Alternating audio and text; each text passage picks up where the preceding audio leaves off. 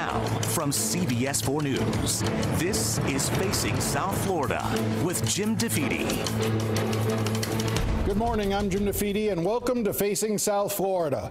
Earlier this week, I had a chance to sit down with former DNC Chair Donna Brazile and ask her about the 2016 election and her claim that Hillary Clinton's campaign was given an unfair advantage over Bernie Sanders. We'll have that interview later in the show. But first, we've been highlighting some of the candidates for governor. It promises to be a crowded affair inside both the Democratic and Republican primaries. Gwen Graham is running to be a Democratic nominee for the party. Graham is the daughter of former Governor and Senator Bob Graham. She was born in Miami Lakes, but currently lives in North Florida, where she works for the Leon County School District. In 2014, she was elected to the U.S. House of Representatives and served one term representing Florida's 2nd Congressional District in the Florida Panhandle, an area I think known, is it derisive to call it the Redneck Riviera?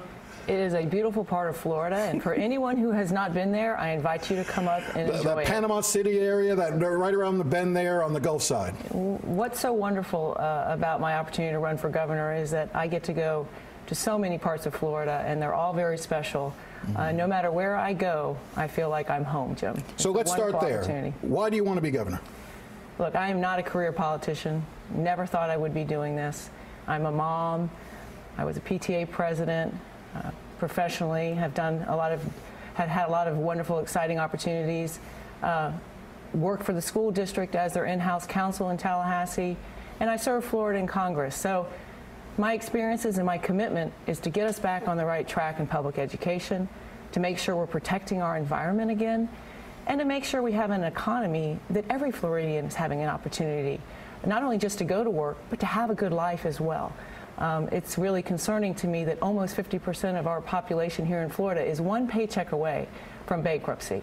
So we need to be improving our job opportunities and giving every Floridian a chance to have a good paying job. I want to get to a number of those issues, but first I want to talk to you about news of the day. We're taping this on Friday morning. In full disclosure, yesterday Politico came out with a story saying that the Florida Democratic Party chair is being accused by 6 anonymous former staffers within the party, claiming that he was inappropriate to them.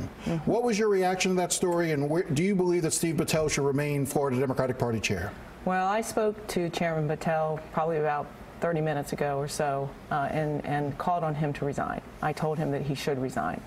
I think this type of behavior is inappropriate for the workplace. Unfortunately, we have a lot of people that have been subjected through the years, a lot of women and some men subjected to sexual behavior, inappropriate comments, touching, sexual harassment, sexual assault. I have zero tolerance for this type of behavior. And I think this is a watershed moment in our history. And what I hope we can take from this moving forward is that we all treat each other with respect and professionalism in the workplace, because it must stop. And what was Chairman Battelle's response when you called on him to resign? He said I was the first person to ask him to resign. He took it under advisement. I think he may have been a little surprised, but I'm a very direct person. And I did not want to just put out a statement asking him to resign without calling him and telling him myself first. I want to be clear just what the allegations are against Chairman Battelle, because we talked about sexual touching and assault, and that wasn't the allegations against Chairman Battelle. Steve Battelle is accused of basically boorish behavior, also, making comments, lewd and otherwise, towards women. And I think the worst allegation dealt with having a squeeze toy on his desk in the shape of a breast. Yes, I read all that. And it's boorish, ugly, wrong behavior. Yeah, and I think he admitted that he had done those things, and even the boorish squeeze toy pardon for the action there. But look, he admitted that he did it. I think we have to put the Democratic Party first, and we have to move forward.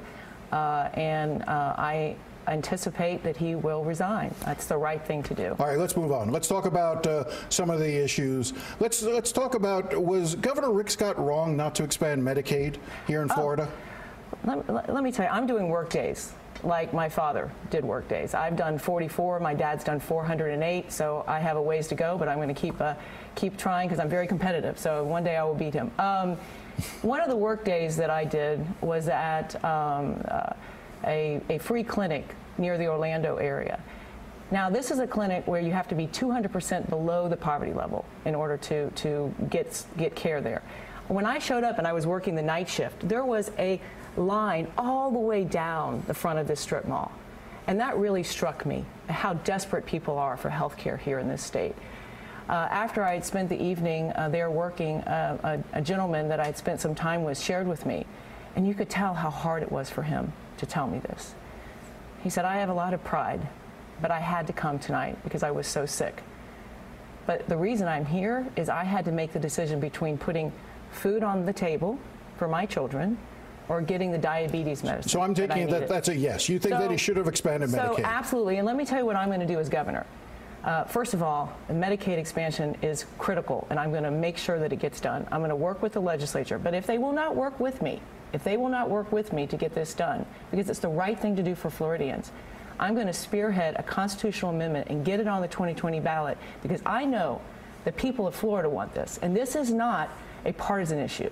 This is a bipartisan issue. This is about doing what's right for Floridians, and I will fight and make sure that we get Medicaid expansion in the state. I want in this first segment, we've got just a couple of minutes. Should there be a ban on fracking in the state of Florida? Absolutely. Our geological makeup does not allow it. You can't drill into limestone without affecting our aquifer.